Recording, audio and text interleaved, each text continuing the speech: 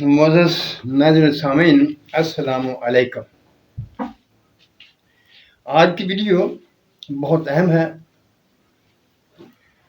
اور میں آپ سے ایک عرض بھی کر رہا ہوں کہ اس کے بارے میں آپ نے علماء کرام سے پوچھنا ہے اور ان سے کہنا ہے کہ ہمیں سمجھائیے یہ بات کس طرح سے ہے، کیا اس کا وقوع ہوا یا نہیں ہوا۔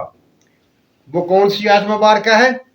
وہ آیت مبارکہ ہے سورۃ آل عمران کی آیت نمبر 81، جو میں آپ کے سامنے تلاوت کرتا ہوں اور پھر اس کا ترجمہ رکھوں گا اور پھر اس کے بعد اس سے بات کریں گے۔ اعوذ باللہ من الشیطان الرجیم، بسم اللہ الرحمن الرحیم۔ وَإِذْ أَخَذَ اللَّهُ مِيثَاقَ النَّبِيِّينَ لَمَا آتَيْتُكُم مِّن كِتَابٍ وَحِكْمَةٍ ثُمَّ جَاءَكُمْ رَسُولٌ مُصَدِّقٌ لِّمَا مَعَكُمْ لَتُؤْمِنُنَّ بِهِ وَلَتَنصُرُنَّهُ قَالَ أَأَقْرَرْتُمْ وَأَخَذْتُمْ عَلَىٰ ذَٰلِكُمْ إِصْرِي قَالُوا أَقْرَرْنَا۔ یہ ہے وہ آیت مبارکہ۔ آج تک میں نے نہیں سنا کسی بھی عالم نے اس آیت مبارکہ کے بارے میں اپنی زبان کھولی ہو، وہی معروف ترجمہ جو کرتے چلے آتے ہیں، کھول کر بیان کوئی نہیں کرتا۔ میں آپ کے سامنے سوال رکھوں گا، آپ اس کے سوالوں پر غور کرنا اور انشاءاللہ میں ان کے جوابات بھی آپ کے سامنے رکھوں گا۔ ترجمہ دیکھ لیتے ہیں۔ وَإِذَا أَخَذَ اللَّهُ مِيثَاقَ النَّبِيِّينَ، اور جب اللہ تعالیٰ نے انبیاء سے عہد لیا۔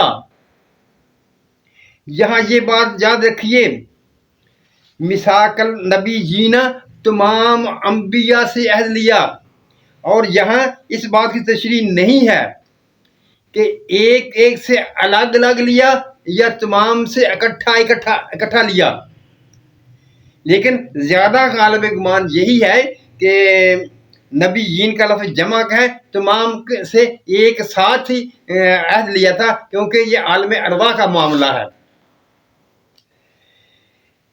لما آتیتکم من کتاب، کہ جب میں تم سب کو، آتیتکم تم سب کو، من کتاب کتاب میں سے، من کتاب کتاب میں سے کچھ دوں، و حکمت اور حکمت میں سے کچھ دوں، ثم جاءکم رسول مصدق، پھر تمہارے پاس، جاءکم تم سب کے پاس، ثم جاءکم تم سب کے پاس رسول مصدق، تصدیق کرنے والا رسول آئے،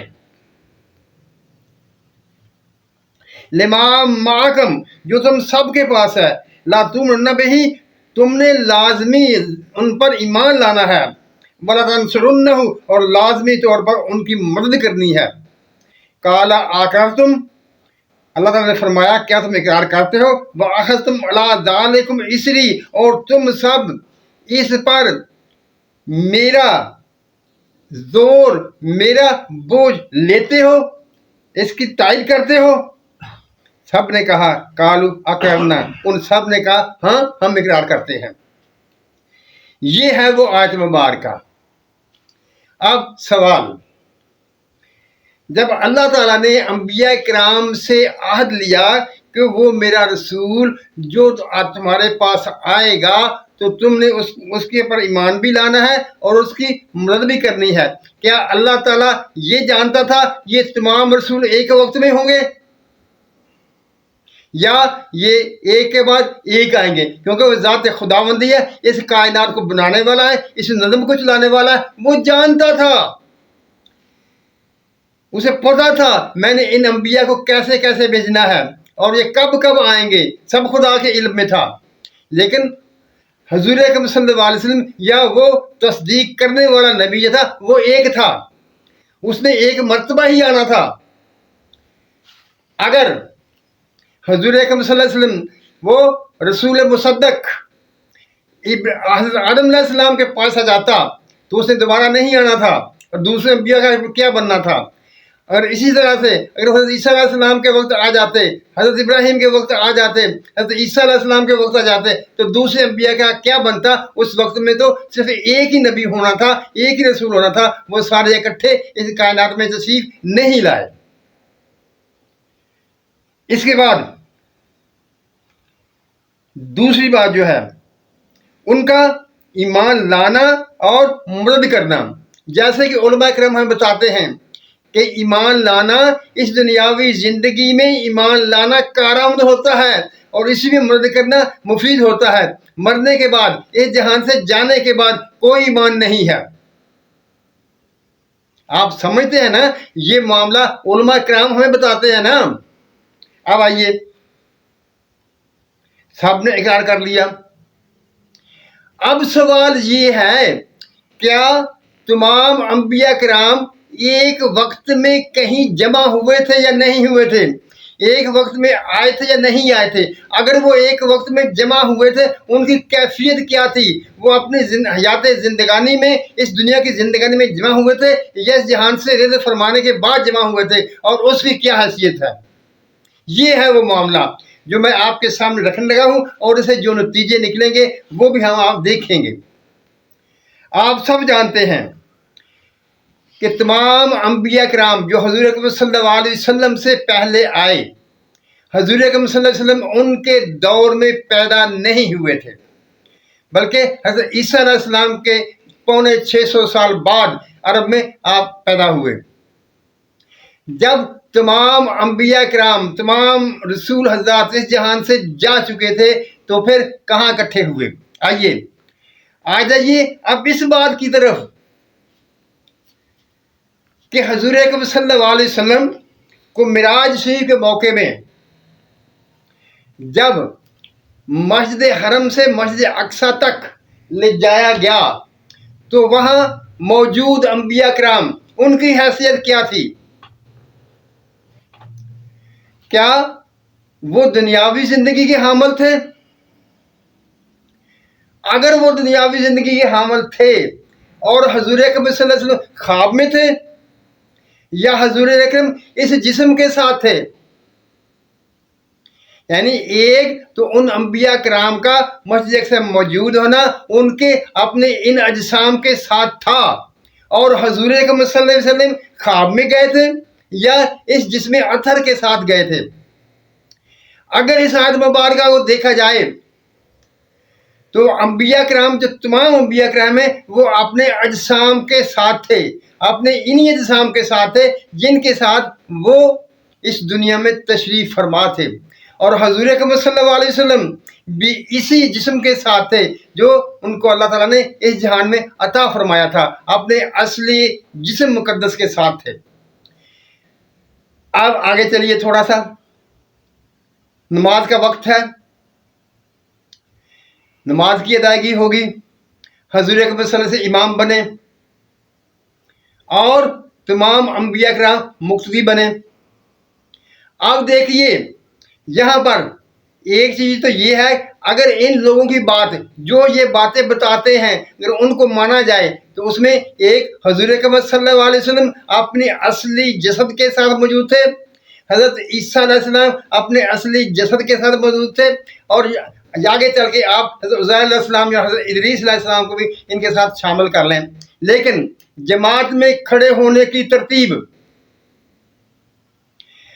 اگر یہ حضرات حضور اکرم صلی اللہ علیہ وسلم اور دوسرے 4 انبیاء کرام جن کے بارے میں کہا جاتا ہے کہ وہ زندہ ہیں اپنے جسموں کے ساتھ، تو نماز میں کھڑے ہونے کی ترتیب کیا ہونی تھی؟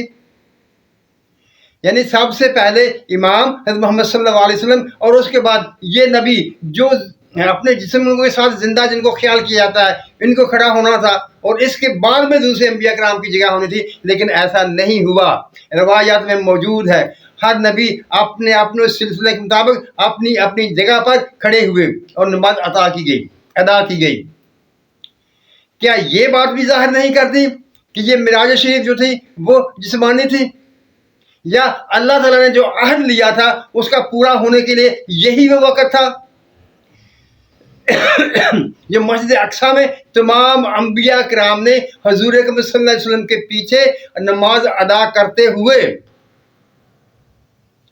ईमान लाने वाली शर्त भी पूरी कर दी और इमदाद करने वाली शर्त भी पूरी कर दी।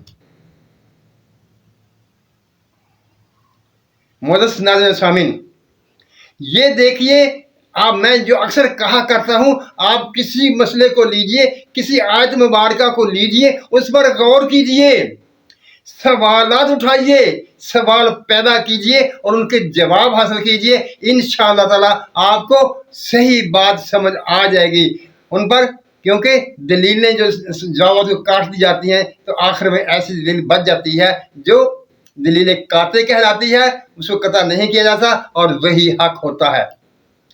एक तो मिराज का मसला हुआ कि हुजूर सल्लल्लाहु अलैहि वसल्लम की मिराज जिस्मानी थी। अगर जो कोई रूहानी कहने वाला शख्स होगा वो इस आयत मुबारका का इनकार करेगा कि अंबिया कराम खुद नहीं आए थे और अल्लाह ताला ने जो अहद लिया था उसके बारे में फिर क्या कहेंगे, जिस पर अल्लाह ताला ने उनसे जिम्मेदारी भी ली थी और कहा था कि तुम इस पर मेरा वजन, मेरी जिम्मेदारी लेते हो। सिर्फ अकेला अहद नहीं था, इसके अलावा एक और बात वो भी सुन लीजिए, जिसमें ये बहुत शद्दो मर्द से इख्तिलाफ करते हैं। अंबिया कराम अपनी कब्रों में जिंदा होते हैं और उनकी जिंदगी इस आला पाए की होती है कि वो जिंदगी इस दुनियावी जिंदगी से भी आला तर होती है। जो लोग ये कहते हैं ना बरज़खी ज़िंदगी, मैं किसी दिन ये एक वीडियो बनाऊंगा, उसमें बरज़खी ज़िंदगी और दुनियावी ज़िंदगी का तकाबल भी करके आपके सामने सवालत पैदा करके और उनके जवाब देकर आपको साबित करूंगा कि जो अंबिया कराम की बरज़खी ज़िंदगी होती है वो इस दुनियावी ज़िंदगी से भी अफजल होती है। एक मुख्तसर सी आयत मुबारका जो हुज़ूर अकरम सल्लल्लाहु अलैहि वसल्लम के बारे में है वो मैं आपके सामने रख देता हूँ। बिस्मिल्लाहिर्रहमानिर्रहीम। वलल आखिरातु खैरुल लका मिनल ऊला, यानी इसका मतलब ये हुआ अल्लाह ताला इरशाद फरमा रहा है कि आपके लिए हर आने वाला पल गुजरे हुए पल से बेहतर होगा। और हुज़ूर अकरम सल्लल्लाहु अलैहि वसल्लम जब इस जहान फ़ानी से जहान बरज़ख में तशरीफ़ ले गए तो वो उसके बाद का है, उसमें हुज़ूर अकरम सल्लल्लाहु अलैहि वसल्लम का मर्तबा मकाम इस मकाम से भी बुलंद होगा। ये आयत कुरानी का तर्जमा है। मुअज़्ज़ज़ नाज़रीन सामीन, उम्मत में इत्तेफाक पैदा कीजिए, इख्तिलाफ नहीं, इत्तेफाक। मसाइल को हल करने का सोचिए, जमातों का साथ ना दीजिए, जमातों फिरकों के पल्ले में ना खड़े हो जाइए, इस्लाम के साथ खड़े होइए और हकीकी इस्लाम जो है उसको समझने की कोशिश कीजिए। अल्लाह ताला इंशाअल्लाह ज़रूर मदद करेगा। हम समझते रहेंगे और अल्लाह से दुआ गो रहेंगे कि अल्लाह ताला हम पर अपनी रहमतों की बारिश कर, हमें सच बोलने, सच सुनने और सच पर कायम रहने की तौफीक अता फरमा। आमीन। अल्लाह हाफिज़।